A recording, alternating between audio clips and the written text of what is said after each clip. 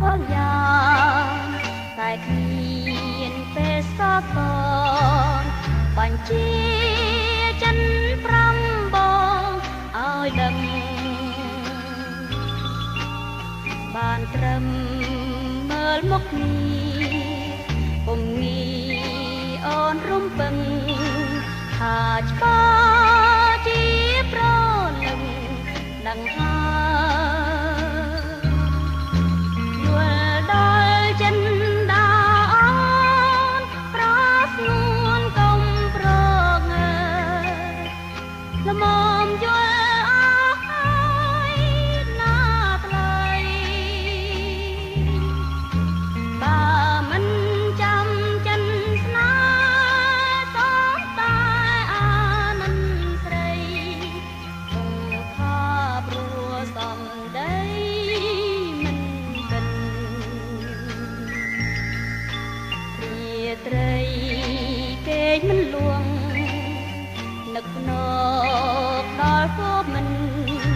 ចង់លឺសំដីពិនប្របចាំក្រែកមានចំឡើយឆ្លងឆ្លើយ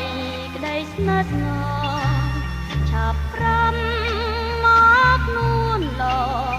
ឲ្យដឹង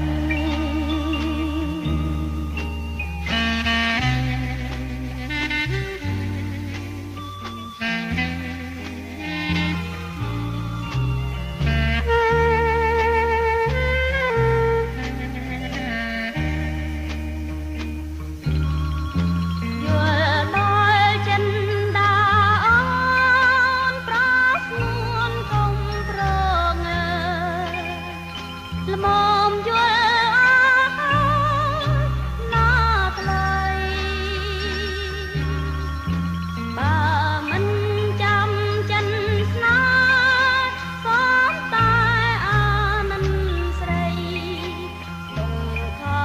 ព្រោះសំដីមិនពិនរាត្រីគេងមិនលួង